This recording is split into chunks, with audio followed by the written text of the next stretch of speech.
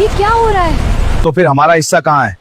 कल तो तू बहाना बनाकर भाग गया था कि माँ बीमार है, आज तो नहीं बचेगा। साहब अभी तो बोनी हुई है, बस 100 रुपए मिले, माँ की दवाई लेनी है साहब। साहब 500 रुपए मांग रहे हो आप? पूरे दिन में मेरी कमाई 300 नहीं होती। अरे तो दुकान से! किसी को भी भनक नहीं थी कि यह साधारण सी दिखने वाली लड़की इस जिले की नई डिस्ट्रिक्ट मजिस्ट्रेट डीएम है। काव्या एक चाय की टपरी पर रुकी। उसने कहा, भैया एक कुल्हड़ चाय देना। चाय वाले ने मुस्कुराते हुए चाय का कुल्हड़ पकड़ाया।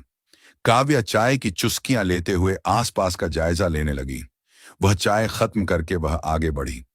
गोदौलिया की संकरी गलियों में रिक्शे वाले तथा दुकानदारों की आवाजें आ रही थीं और काव्या को यह शोर भी अच्छा लग रहा था। तभी उसकी नजर एक फल के ठेले पर पड़ी। उस पर सेब, अनार और केले बहुत सलीके से सजाए गए थे। ठेले के पीछे एक दुबला पतला लड़का खड़ा था, जिसकी उम्र मुश्किल से 20 से 21 साल रही होगी, और उसका नाम राजू था। काव्या को अचानक अपने घर की याद आ गई। उसे फल पसंद थे। वह ठेले के पास गई और काव्या ने पूछा, भैया सेब कैसे दिए? राजू ने काव्या को देखा। उसे लगा कोई कॉलेज की दीदी है। उसने तुरंत अपने गमछे से हाथ पोंछे और मुस्कुराया। दीदी, वैसे तो 120 रुपए किलो बेच रहा हूं, लेकिन आप स्टूडेंट लग रही हो, आपके लिए 100 रुपए लगा दूंगा। आप चेक करके देख लो, एकदम मीठा फल है। काव्या को उसकी यह बात अच्छी लगी। अक्सर दुकानदार मौका देखकर भाव बढ़ा देते हैं, लेकिन इस लड़के ने खुद ही कम कर दिया। काव्या ने कहा, ठीक है, 1 किलो दे दो, लेकिन अच्छे वाले छांटना। राजू बड़ी शिद्दत से एक एक सेब चुनकर तराजू में रखने लगा। तभी राजू के फोन की घंटी बजी। उसका फोन भी बहुत पुराना था, जिसकी स्क्रीन टूटी हुई थी। उसने कंधे और कान के बीच फोन फंसाया और बात करने लगा। काव्या न चाहते हुए भी उसकी बातें सुन रही थी। राजू ने बोला, हाँ मां, तुमने दवाई ले ली, तुम पैसे की चिंता मत करो, आज अच्छी बिक्री होगी। सुबह से 2 ग्राहक आए हैं, शाम तक डॉक्टर साहब की फीस और तुम्हारी दवाई दोनों का इंतजाम हो जाएगा, तुम बस आराम करो। फोन रखते ही राजू के चेहरे पर चिंता की लकीरें आ गईं, लेकिन उसने काव्या की तरफ मुड़ते ही फिर से मुस्कान ओढ़ ली और बोला, लीजिए दीदी, 1 किलो से थोड़ा ज्यादा ही है, आप 100 ही दे दीजिए। काव्या समझ गई थी कि यह लड़का किसी बड़ी मुसीबत में है। उसकी मां बीमार है और शायद घर की पूरी जिम्मेदारी इसी के कंधों पर है। काव्या ने अपने पर्स से 500 रुपए का नोट निकाला। राजू ने अपना जेब टटोली और बोला, खुले नहीं है दीदी, सुबह सुबह बोहनी हुई है और मेरे पास 400 रुपए वापस करने का पैसा नहीं है। उसके बाद काव्या ने झूठ बोला, वह बस उसकी मदद करना चाहती थी। वह बोली, कोई बात नहीं, तुम रख लो, बाकी पैसे मैं बाद में ले लूंगी, मैं यही पास में रहती हूं। राजू ने घबराकर कहा, नहीं नहीं दीदी, उधारी वाला काम नहीं जमता, आप बगल वाली दुकान से चेंज करा लो या फिर पेटीएम कर दो। काव्या को उसकी खुददारी ने छू लिया। गरीब है पर बेईमान नहीं। काव्या ने जैसे तैसे बैग से चिल्लर ढूंढकर 100 रुपए दिए।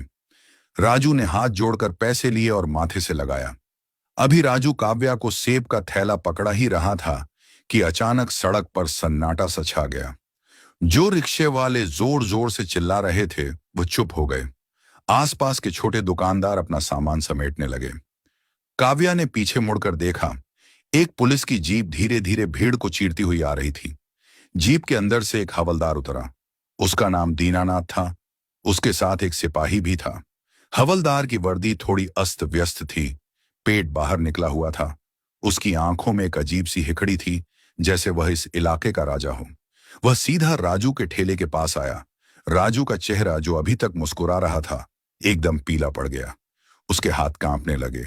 हवलदार दीनानाथ ने बिना कुछ पूछे ठेले से एक सेब उठाया, अपनी शर्ट से पोंछा और एक बड़ा बाइट लिया। हवलदार ने चबाते हुए कहा, क्यों बे राजू, आज तेरा ठेला बहुत चमक रहा है, लगता है फल बहुत ताजा लाया है। राजू ने सिर झुकाकर जवाब दिया, जी साहब, सुबह मंडी से लाया था। हवलदार ने कहा, तो फिर हमारा हिस्सा कहाँ है? कल तो तू बहाना बनाकर भाग गया था कि मां बीमार हैं, आज तो नहीं बचेगा। हवलदार ने राजू के गल्ले पर नजर डाली। काव्या चुपचाप एक किनारे खड़ी होकर ये सब देख रही थी। उसे गुस्सा आ रहा था, लेकिन वह अभी देखना चाहती थी कि बात कहां तक जाती है।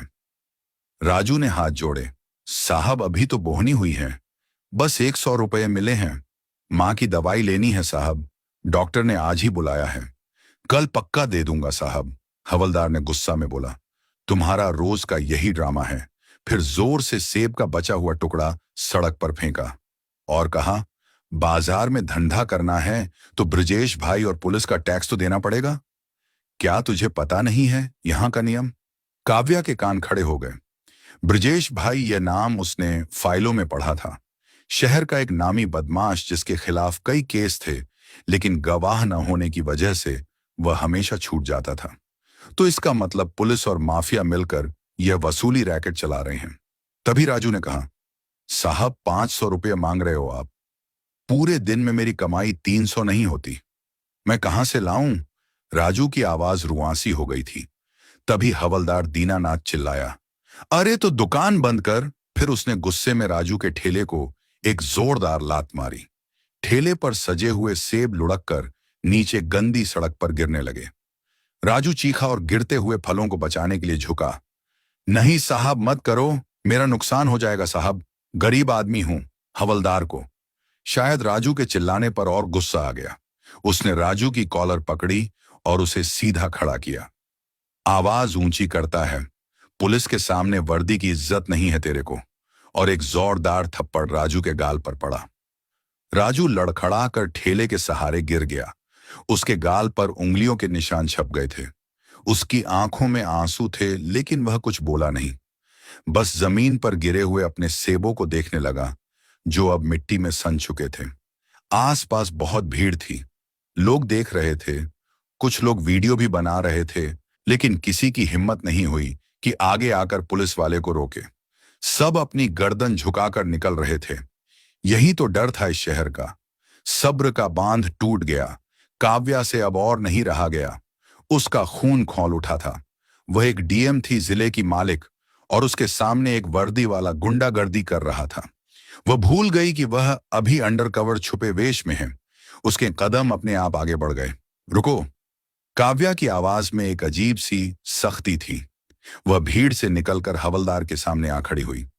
हवलदार दीनानाथ, जो राजू को दूसरा थप्पड़ मारने ही वाला था, रुक गया।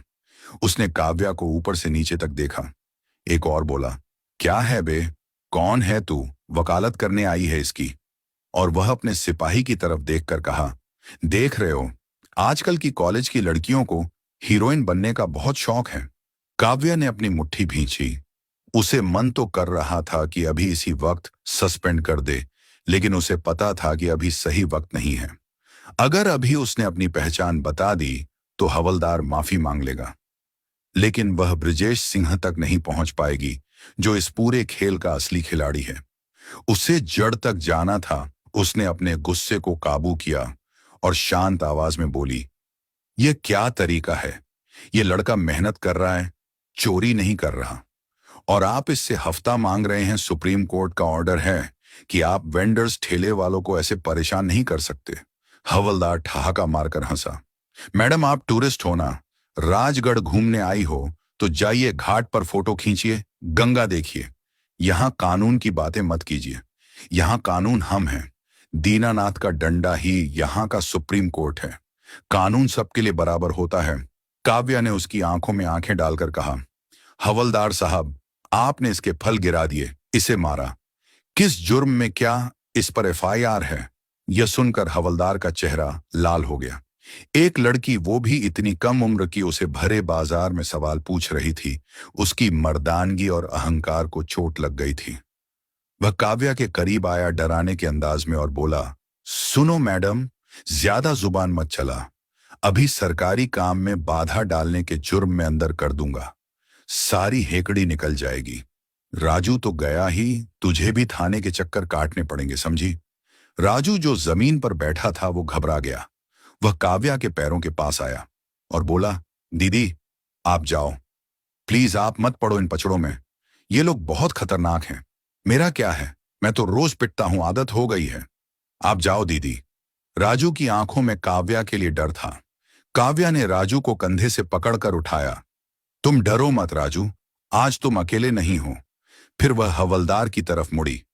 आप इसे नहीं ले जा सकते, और रही बात थाने की, तो मुझे भी देखना है कि आप किस कानून के तहत इसे थाने में ले जाएंगे। हवलदार का पारा 7वें आसमान पर था। उसने अपना डंडा उठाया। लगता है ऐसे नहीं मानेगी। तभी भीड़ में से कुछ और आवाजें आने लगीं। काव्या की हिम्मत देखकर 2-4 और लोग, शायद जो राजू को जानते थे, थोड़े आगे आए। लड़की बात तो सही कह रही है, बेचारे गरीब को क्यों मार रहे हो साहब? वह फल ही तो बेच रहा है। भीड़ का मिजाज बदलता देख हवलदार थोड़ा सहम गया। उसे लगा कि अभी माहौल बिगड़ सकता है, और वैसे भी आजकल सोशल मीडिया का जमाना है। किसी ने वीडियो वायरल कर दिया तो मुसीबत हो जाएगी। उसने अपना डंडा नीचे किया और बोला, ठीक है, बहुत हमदर्दी जाग रही है ना। सब में हवलदार ने भीड़ को घूरा। फिर उसने राजू की तरफ उंगली दिखाई। आज तो छोड़ रहा हूं क्योंकि मेरा मूड ठीक नहीं है। लेकिन सुन ले राजू, कल तक अगर पूरे महीने का हफ्ता और आज की बदतमीजी का जुर्माना ब्रजेश भाई के आदमी तक नहीं पहुंचा, तो यह ठेला क्या, तू खुद इस शहर में नहीं दिखेगा। जाते जाते हवलदार ने काव्या को एक जहरीली नजर से देखा और उसे बोला, मैडम बहुत शौक है ना समाज सेवा की, अब तुम बच के रहना।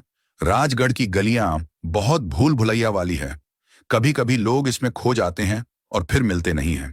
ये एक सीधी धमकी थी, लेकिन काव्या के चेहरे पर शिकन तक नहीं आई। उसने बस हल्का सा मुस्कुरा दिया, जैसे कह रही हो, देखते हैं कौन खोता है। हवलदार अपनी जीप में बैठा और वहां से चला गया। पुलिस के जाने के बाद भी राजू कांप रहा था। वह जल्दी जल्दी अपने गिरे हुए सेब उठाने लगा। जो सेब कुचल गए थे, उन्हें वह अलग कर रहा था, मानो उसका दिल भी कुचला गया हो। काव्या भी नीचे झुकी और उसकी मदद करने लगी। राजू ने कहा, रहने दो दीदी, आपके हाथ गंदे हो जाएंगे। उसकी आवाज भरी हुई थी। उसके बाद काव्या ने बोला, अरे कुछ नहीं होता, और काव्या ने एक साफ सेब उठाकर उसके ठेले पर रखा। राजू, तुम पुलिस की धमकी से डरना मत, मैं हूं ना। राजू ने एक पल के लिए काम रोका और काव्या को देखा और बोला, दीदी आप कौन हो? आज तक किसी ने पुलिस के सामने मेरे लिए आवाज नहीं उठाई। सब तमाशा देखते हैं। आपने तो अपनी जान जोखिम में डाल दी। काव्या ने सेब पोंछते हुए कहा, मैं बस एक आम नागरिक हूं जिसे गलत चीजें बर्दाश्त नहीं होती। अच्छा ये बताओ राजू, ये ब्रजेश भाई कौन है जिसका नाम वो ले रहा था? राजू इधर उधर देखकर धीमी आवाज में बोला, दीदी नाम मत लो उसका, वह इस शहर का यमराज है। पुलिस नेता सब उसकी जेब में है। इस पूरे बाजार के हर ठेले वाले से वो हफ्ता लेता है। जो नहीं देता उसकी दुकान जल जाती है या फिर वो आदमी गायब हो जाता है। पुलिस तो बस उसके प्यादे हैं। काव्या ने कहा, तुम चिंता मत करो। राजू और वह अपना बैग उठाया और उसमें से एक छोटी सी डायरी निकाली। उसने उसमें कुछ नोट किया और काव्या ने पूछा, राजू क्या तुम मुझे बता सकते हो कि यह ब्रजेश सिंह का आदमी कब आता है पैसे लेने? राजू ने बोला, वो कल शाम को आएगा दीदी।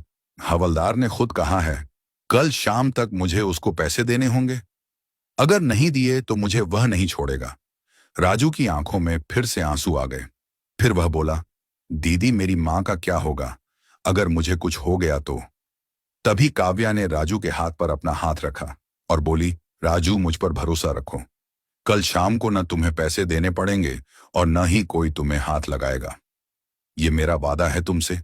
तभी राजू ने मासूमियत से पूछा, दीदी आप तो बस एक स्टूडेंट हो, आप क्या कर लोगे उनका? वह तो इतने बड़े गुंडा है। काव्या मुस्कुराई, एक रहस्यमयी मुस्कान, और बोली, कभी कभी एक स्टूडेंट भी टीचर बन के सबक सिखा सकती है। तुम बस अपना काम करो। और हाँ, ये लो अपना 100 रुपया, ये सेब मैं लेकर जा रही हूं। काव्या ने सेब का थैला उठाया और भीड़ में ओझल हो गई। राजू उसे जाता हुआ देखता रहा। उसे पता नहीं क्यों उस अजनबी लड़की की बातों में एक अजीब सी सच्चाई और ताकत महसूस हुई। उसे लगा कि शायद कल कुछ अच्छा हो सकता है। उधर काव्या जब भीड़ से बाहर निकली तो उसका चेहरा बदल चुका था। अब वह चुलबुली लड़की नहीं थी। अब उसके चेहरे पर एक सख्त अफसर का तेवर था। उसने अपनी जेब से अपना असली फोन, जो उसने स्विच ऑफ करके रखा था, वो निकाला और ऑन किया। सैकड़ों मिस कॉल और मैसेज थे। उसने एक नंबर डायल किया और बोली, हेलो एसपी साहब। उधर से आवाज आई, जी मैडम, गुड मॉर्निंग। आप कहाँ हैं? हम परेशान हो रहे थे। काव्या ने चलते चलते कहा, मैं ठीक हूं, एक जरूरी काम से बाहर आई थी। मुझे ब्रजेश सिंह की पूरी फाइल चाहिए। वह बोला, जी मैडम, मैं अभी भिजवाता हूं। सर्किट हाउस के उस बड़े से कमरे में सन्नाटा था। उसके टेबल पर फाइलों का ढेर लगा हुआ था। ये वही फाइलें थी जो उसने शाम को एसपी ऑफिस से मंगवाई थी। फाइल पर बड़े अक्षरों में लिखा था, ब्रजेश सिंह हिस्ट्री। शीटर काव्या ने फाइल पलटी। पन्ने दर पन्ने वही कहानी। हत्या, अपहरण, जमीन पर कब्जा और हफ्ता वसूली। 25 से ज्यादा केस दर्ज थे उसके नाम पर, लेकिन हर केस के आगे एक लाइन लिखी थी, गवाहों के मुकर जाने के कारण बरी किया गया या सबूतों के अभाव में केस बंद। काव्या ने गुस्से में फाइल बंद की और कुर्सी पर पीछे टिक गई। उसे राजू का चेहरा याद आ रहा था, वह डर, वह लाचारी। काव्या ने खुद से कहा, सिस्टम सड़ चुका है, पुलिस रक्षक नहीं भक्षक बन गई है। अगर रक्षक ही चोर के साथ मिल जाए तो आम आदमी कहां जाएगा। उसने खिड़की से बाहर देखा। राजगढ़ की रात जितनी शांत दिख रही थी, उसके अंदर उतना ही तूफान था। काव्या जानती थी कि कल का दिन बहुत बड़ा होने वाला है। उसने अपना फोन उठाया और एक सीक्रेट मैसेज टाइप किया। यह मैसेज इंद्रपुरी में बैठे एक बड़े अधिकारी के लिए था। उसे ऊपर से पूरी परमिशन चाहिए थी ताकि जब वह एक्शन ले तो कोई नेता या मंत्री बीच में टांग न अड़ा सके। अगली सुबह काव्या फिर से गोदौलिया के उसी इलाके में थी, लेकिन आज उसका हुलिया बदला हुआ था। आज उसने जीन्स की जगह सलवार सूट पहना था और गले में एक बड़ा सा कैमरा लटका रखा था। वह एक पत्रकार या डॉक्यूमेंट्री मेकर जैसी लग रही थी। उसने देखा कि राजू अपना ठेला लगा रहा है। उसका चेहरा आज भी उतरा हुआ था। शायद कल की धमकी का असर अभी भी था। काव्या सीधे उसके पास नहीं गई। वह चाहती थी कि कोई उसे राजू के साथ देख न ले, वरना गुंडे राजू को और परेशान करेंगे। काव्या ने पास ही एक चाट वाले से बात करना शुरू किया। काव्या ने कैमरा ऑन करते हुए पूछा, भैया राजगढ़ की चाट बहुत मशहूर है, आप कितने साल से यहां दुकान लगा रहे हैं। चाट वाले ने मुस्कुराते हुए कहा, अरे मैडम 20 साल हो गए, मेरे पिताजी भी यही करते थे। काव्या ने धीरे से असली मुद्दे पर बात मोड़ी, अच्छा तो कमाई ठीक हो जाती है। चाट वाले की मुस्कान फीकी पड़ गई। उसने इधर उधर देखा और धीमी आवाज में बोला, मैडम कमाई तो होती है, लेकिन घर तक पूरी नहीं पहुंचती। आधा पैसा तो पुलिस को खिलाने में चला जाता है। यहां पुलिस और भैया के आदमी सब मिले हुए हैं। अगर नहीं देंगे तो दुकान नहीं लगाने देंगे। पिछले महीने रामू कचौड़ी वाले ने मना किया था, रात में उसकी दुकान में आग लगा दी। पुलिस ने रिपोर्ट तक नहीं लिखी, उल्टा उसी को धमकाया। काव्या का खून खौल रहा था, लेकिन चेहरे पर उसने शांत भाव रखा। उसने यह सब रिकॉर्ड कर लिया था। यह सबूत था। सिर्फ राजू नहीं, यहां हर कोई पीड़ित था। तभी अचानक 2 बाइक सवार लड़के बाजार में आए।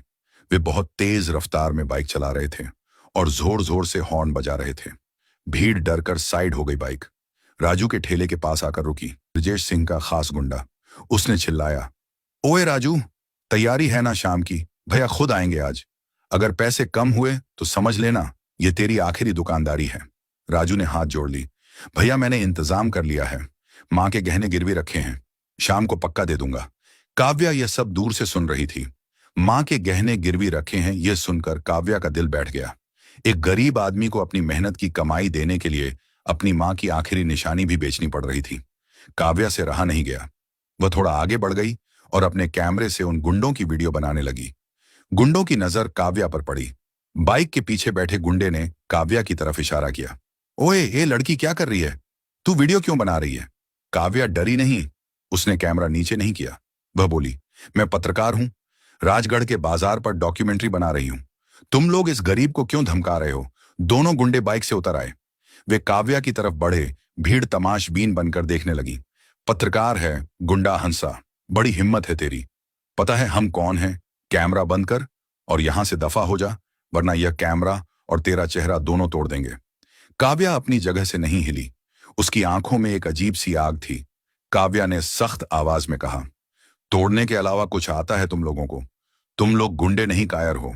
यह सुनकर गुंडे का पारा चढ़ गया। उसने काव्या के हाथ से कैमरा छीनने की कोशिश की। तेरी जुबान बहुत चलती है।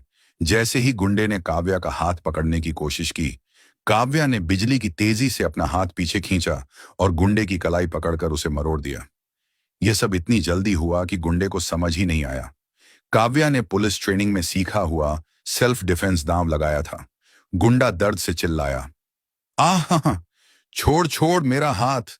काव्या ने उसकी कलाई थोड़ी और मरोड़ी और उसकी आंखों में आंखें डालकर बोली, तमीज से बात करना सीखो। औरत पर हाथ उठाने से पहले 10 बार सोचना। अगली बार हाथ लगाया तो हाथ ही नहीं रहेगा। उसने गुंडे को धक्का दिया। गुंडा पीछे जाकर अपनी बाइक पर गिरा। बाजार में सन्नाटा छा गया। आज तक किसी ने ब्रजेश के आदमियों को ऐसे जवाब नहीं दिया था। और वो भी एक लड़की ने। गुंडा खड़ा हुआ। उसका चेहरा शर्म और गुस्से से लाल था। लेकिन उसने देखा कि काव्या बिल्कुल नहीं डर रही है। उसे लगा शायद यह कोई बड़े चैनल की पत्रकार है, लफड़ा हो सकता है। गुंडे ने धमकी दी, ठीक है, आज तूने बहुत बड़ी गलती की है। शाम को भैया आएंगे तब देखेंगे तू कितनी बड़ी पत्रकार है। तुझे तो मैं बाजार के बीच में नचाऊंगा। काव्या ने मुस्कुराते हुए कहा, शौक से बुलाना अपने भैया को। मैं भी देखना चाहती हूं कि तुम्हारे भैया में कितना दम है। शाम को यहीं मिलूंगी। गुंडे अपनी बाइक पर बैठे और वहां से चले गए, लेकिन जाते जाते वे काव्या को ऐसे देख रहे थे जैसे उसे कच्चा चबा जाएंगे। गुंडों के जाने के बाद राजू दौड़कर काव्या के पास आया। वह बुरी तरह कांप रहा था। दीदी, ये आपने क्या किया? राजू लगभग रोने लगा था। वो ब्रजेश सिंह के खास आदमी थे। वे आपको जान से मार देंगे। आप अभी के अभी शहर छोड़ दो दीदी, प्लीज मेरी बात मान लो। काव्या ने अपना कैमरा बैग में रखा और राजू के कंधे पर हाथ रखा। राजू, डरना बंद करो। कब तक डरोगे? आज अगर हम पीछे हटे तो कल ये किसी और को लूटेंगे।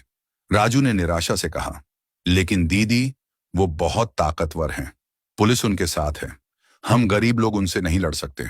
काव्या ने राजू की आंखों में देखा और बहुत धीमे से लेकिन मजबूती से कहा, ताकत गुंडों में नहीं होती राजू। ताकत वर्दी और कानून में होती है। बस वो वर्दी सही इंसान के शरीर पर होनी चाहिए। तुम देखना, आज शाम को जो होगा वो राजगढ़ हमेशा याद रखेगा। राजू ने पूछा, क्या होगा शाम को? काव्या ने कहा, इंसाफ। बस तुम एक काम करना, शाम को जब वो पैसे लेने आए तो तुम मना मत करना। जैसा वो कहे वैसा करना।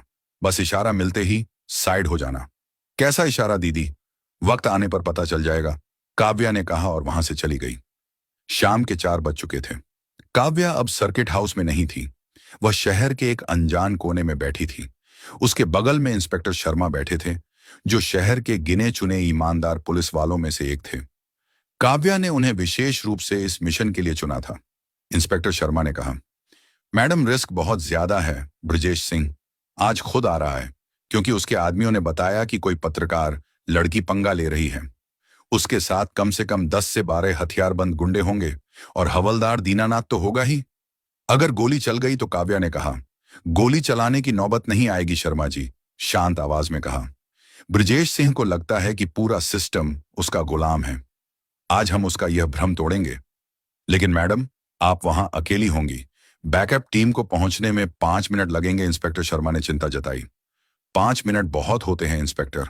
बस याद रखना, जब तक मैं सिग्नल ना दूं, कोई भी पुलिस की गाड़ी सायरन नहीं बजाएगी। मैं उन्हें रंगे हाथों पकड़ना चाहती हूं हफ्ता लेते हुए। काव्या ने घड़ी देखी। 5 बजने वाले थे। शाम होते ही गोदौलिया बाजार का माहौल बदल गया था। आमतौर पर जहां हंसी मजाक होता था, आज वहां डर का सन्नाटा था। सबको पता चल गया था कि सुबह एक लड़की ने गुंडों को मारा था और आज शाम को फैसला होने वाला है। दुकानदार जल्दी जल्दी अपना सामान समेट रहे थे। कोई भी ब्रजेश सिंह के गुस्से का शिकार नहीं बनना चाहता था। राजू अपने ठेले के पास खड़ा था। उसका दिल जोर जोर से धड़क रहा था। उसकी जेब में वो पैसे थे जो उसने मां के गहने गिरवी रखकर जुटाए थे। उसने इधर उधर देखा, उसे वो दीदी कहीं दिखाई नहीं दी। उसने सोचा शायद दीदी डरकर चली गई। अच्छा ही हुआ, कम से कम उनकी जान तो बच जाएगी। तभी दूर से गाड़ियों का एक काफिला आता दिखाई दिया। 3 काली स्कॉर्पियो गाड़ियां, उनके पीछे पुलिस की जीप। ये नजारा ही काफी था बताने के लिए कि राजा आ रहा है। गाड़ियां बाजार के बीचों बीच आकर रुकीं। बीच वाली गाड़ी का दरवाजा खुला और उसमें से ब्रजेश सिंह उतरा। 6 फीट का कद, सफेद कुर्ता पायजामा, गले में सोने की मोटी चेन और मूंछों पर ताव देता हुआ। उसके पीछे हवलदार दीनानाथ भी उतरा, जो ब्रजेश के सामने ऐसे झुका हुआ था जैसे कोई पालतू कुत्ता हो। पूरा बाजार सहम गया। ब्रजेश सिंह ने चारों तरफ नजर घुमाई। सुना है आज मेरे बाजार में कोई नई शेरनी आई है, उसने जोर से चिल्लाकर कहा। कहां है वो? सामने आओ। कोई जवाब नहीं आया। ब्रजेश हंसा। अरे दीनानाथ, तुम तो कह रहे थे बहुत हिम्मत वाली है। लगता है खबर सुनते ही भाग गई। हवलदार दीनानाथ ने खिसियानी हंसी हंसी। जी भैया, लड़कियां सिर्फ जुबान चला सकती हैं, जब असली मर्द सामने आते हैं तो गायब हो जाती है। ब्रजेश राजू के ठेले की तरफ बढ़ा। राजू के पैर कांप रहे थे। ब्रजेश ने पूछा, क्यों रे राजू, पैसे लाया है या दुकान जलानी पड़ेगी? राजू ने कांपते हाथों से पैसों का लिफाफा निकाला। और कहाँ लाया हूं मालिक, यह लीजिए, पूरे महीने का हफ्ता है, प्लीज मुझे बख्श दीजिए। ब्रजेश ने लिफाफा छीना नहीं बल्कि उसे नीचे सड़क पर गिरने दिया। उठा, ब्रजेश ने कहा, झुक के उठा और मेरे जूतों पर रख, आज तेरी सजा यही है। राजू की आंखों में आंसू थे। वह झुकने ही वाला था कि तभी भीड़ में से एक आवाज आई, रुक जाओ राजू। यह आवाज बिजली की तरह कड़की। सबने मुड़कर देखा। भीड़ को चीरते हुए वही लड़की काव्या अकेली चली आ रही थी। वही साधारण कपड़े, लेकिन चाल में एक अलग ही आत्मविश्वास। उसके हाथ में कुछ नहीं था, लेकिन उसकी आंखों में डर नाम की कोई चीज नहीं थी। ब्रजेश सिंह ने उसे देखा और मुस्कुराया। अरे वाह, तो तू है काव्या। चलते चलते ब्रजेश के बिल्कुल सामने आ गई। बीच में सिर्फ 5 कदम की दूरी थी। काव्या ने कहा, पैसे जमीन से नहीं उठाएगा और तुम यह पैसे उठाने लायक नहीं रहोगे। हवलदार दीनानाथ आगे कूदा। ए लड़की, बहुत हो गया तेरा ड्रामा। भैया यही है वो, इसने ही सुबह आपके आदमी का हाथ तोड़ा था। ब्रजेश ने इशारा किया और उसके 10 गुंडे काव्या को घेरने लगे। सबने अपने कुर्ते के नीचे हाथ डाल रखे थे। साफ था कि उनके पास हथियार हैं। ब्रजेश ने काव्या के करीब आकर कहा, बहुत बहादुर बनती है ना तू, अब बता कौन बचाएगा तुझे, तेरा कानून या तेरा वो कैमरा? काव्या ने एक गहरी सांस ली और कहा, मुझे बचाने के लिए किसी और की जरूरत नहीं है ब्रजेश, लेकिन तुम्हें बचाने के लिए आज तुम्हारा भगवान भी नीचे नहीं आएगा। उसने अपनी जेब से हाथ बाहर निकाला। गुंडों को लगा वह हथियार निकाल रही है। वे सतर्क हो गए, लेकिन काव्या ने सिर्फ अपना फोन निकाला। ब्रजेश जोर से हंसा। क्या करेगी, पुलिस को फोन करेगी, कर ले। डीएसपी मेरा यार है और थानेदार मेरा नौकर। काव्या ने फोन की स्क्रीन पर एक बटन दबाया। एसएसपी सर नाउ, बस इतना ही कहा उसने, और अगले ही पल दूर से सायरन की आवाज गूंजने लगी। एक नहीं, 2 नहीं, बल्कि दर्जनों गाड़ियों के सायरन। आवाज पास आती गई। ब्रजेश की हंसी धीरे धीरे गायब होने लगी। उसे समझ नहीं आ रहा था कि क्या हो रहा है। बाजार में सायरन की आवाज गूंज रही थी। पहले लगा कि शायद 1 या 2 गाड़ियां होंगी, लेकिन कुछ ही सेकंड में पूरा गोदौलिया चौराहा नीली और लाल बत्तियों से जगमगा उठा। हर तरफ से पुलिस की गाड़ियां आ रही थीं। जीप, वज्र वाहन और कमांडो की गाड़ियां। ऐसा लग रहा था जैसे पूरा पुलिस डिपार्टमेंट सड़क पर उतर आया हो। ब्रजेश सिंह और उसके गुंडे, जो अभी तक शेर बने घूम रहे थे, अब चूहे की तरह इधर उधर देखने लगे। हवलदार दीनानाथ के हाथ से डंडा छूटकर जमीन पर गिर गया। उसके माथे पर पसीना चमकने लगा। भैया ये क्या हो रहा है? दीनानाथ ने कांपती आवाज में पूछा। इतनी फोर्स, क्या कोई आतंकवादी घुस आया है क्या? ब्रजेश सिंह भी घबराया हुआ था, लेकिन उसने अपनी अकड़ नहीं छोड़ी। उसने काव्या की तरफ देखा और हंसा। अरे पगली, तूने अपनी मौत को खुद दावत दी है। पुलिस मेरी है, ये सब मेरी सुरक्षा के लिए आए होंगे। काव्या ने कोई जवाब नहीं दिया। वह बस अपनी जगह पर स्थिर खड़ी रही, बिल्कुल एक चट्टान की तरह। उसके चेहरे पर एक हल्की मुस्कान थी जो ब्रजेश को अंदर ही अंदर डरा रही थी। तभी गाड़ियों के काफिले के बीच से एक सफेद रंग की इनोवा आगे आई। उस पर लाल बत्ती नहीं थी, लेकिन उस पर लिखे शब्द ही काफी थे। Senior superintendent of police, SSP. गाड़ी रुकी, दरवाजा खुला। उसमें से निकले राजगढ़ के एसएसपी विक्रम राठौड़। उनके पीछे 6 कमांडो अपनी स्वचालित राइफलें ताने हुए उतरे। ब्रजेश सिंह के चेहरे पर रौनक आ गई। उसे लगा एसएसपी साहब उसे बचाने आए हैं। वह जल्दी से आगे बढ़ा, अपने गुंडों को इशारा किया कि हथियार नीचे कर लो। बाजार में हंगामा था। ब्रजेश सिंह चिल्ला रहा था, एसएसपी साहब, इस पागल लड़की को गिरफ्तार करो, इसने मेरे आदमी का हाथ तोड़ दिया। सबको लगा अब उस लड़की की खैर नहीं, लेकिन जैसे ही एसएसपी विक्रम राठौड़ पहुंचे, उन्होंने ब्रजेश को अनदेखा किया और सीधे उस साधारण सी लड़की के सामने जाकर तनकर सैल्यूट मारा। जय हिंद मैडम, डिस्ट्रिक्ट फोर्स आपकी कमांड का इंतजार कर रही है। पूरा बाजार सन्न रह गया। एसएसपी गरजे, जुबान संभालो ब्रजेश, ये इस जिले की नई डीएम मिस काव्या अय्यर हैं। ब्रजेश के होश उड़ गए। हवलदार दीनानाथ के पैरों तले जमीन खिसक गई। काव्या अब छात्रा नहीं, एक सख्त आईएएस ऑफिसर की तरह खड़ी थी। उसने आदेश दिया, दोनों को तुरंत गिरफ्तार करो। दीनानाथ को अभी सस्पेंड किया जाए। कुछ ही मिनटों में ब्रजेश हथकड़ी में था। राजू, जो हफ्ता देने आया था, रोते हुए काव्या के पैरों में गिर पड़ा। काव्या ने उसे उठाया और बोली, मैं तुम्हारी दीदी हूं, कुर्सी बदलने से रिश्ता नहीं बदलता। उसने बाजार वालों से कहा, आज के बाद कोई रिश्वत मांगे तो सीधे मेरे पास आना। यह शहर आप लोगों का है। तालियों की गूंज से बाजार भर गया। 1 साल बाद राजू की अपनी पक्की दुकान थी, राजू फ्रूट कॉर्नर। मां स्वस्थ थी, बहन पढ़ रही थी, हंसी खुशी रहते। तो दोस्तों, यह कहानी केवल मनोरंजन और शिक्षा के उद्देश्य से बनाई गई है। इसमें दिखाए गए सभी पात्र, घटनाएं और संवाद काल्पनिक हैं। किसी भी वास्तविक व्यक्ति, संस्था या घटना से इनका कोई संबंध नहीं है। कृपया इसे केवल कहानी के रूप में देखें और इसका आनंद लें। हम किसी की भावनाओं को ठेस पहुंचाना नहीं चाहते। अगर आपको यह कहानी पसंद आई हो तो इसे लाइक करें और ज्यादा से ज्यादा लोगों तक शेयर करें। अबे मुंह क्या देख रहा है? चला ट्रैक्टर, उड़ा दे इस झोपड़ी को। मेरे ऊपर से ले जा गाड़ी, मैं मर भी है तो विक्रम के पास। पीछे हटो। ये तुम्हारी लड़ाई नहीं है। साहब बुढ़िया मान नहीं रही, क्या करें? हट जाओ रास्ते से। क्या करे? I'm coming. Don't move. Stop the tractor. Stop the tractor now. कौन है बे? किसको मरने की इतनी जल्दी है? अंधा है क्या? नीचे उतर। Get out of the tractor now. No, please. बेटा, तू तू चला जा यहाँ से। ये राक्षस है, ये तुझे मार डालेंगे। ये जमीन छीन रहे हैं। विक्रम, बाद आपकी आंखों में आंसू लाने वाले को बहुत भारी कीमत चुकानी पड़ेगी। वाह, क्या एंट्री है। तालियां बजती रहे। गुंडागर्दी करते हुए शर्म नहीं आती? जिस औरत के पैरों में तुम्हें सिर झुकाना चाहिए, तुम उस पर ट्रैक्टर चढ़ा रहे थे। ये खेत एक शहीद का है। माफी मांगो और निकल जाओ यहाँ से। माफी? फौजी बॉर्डर पे इसलिए खड़े रहते हैं ताकि तुम जैसे लोग देश के अंदर चैन से जी सको। लेकिन तुम तो देश को अंदर से खोखला कर रहे हो। तुम दुश्मन से भी बदतर हो। छोड़ मेरा हाथ, मारो साले को।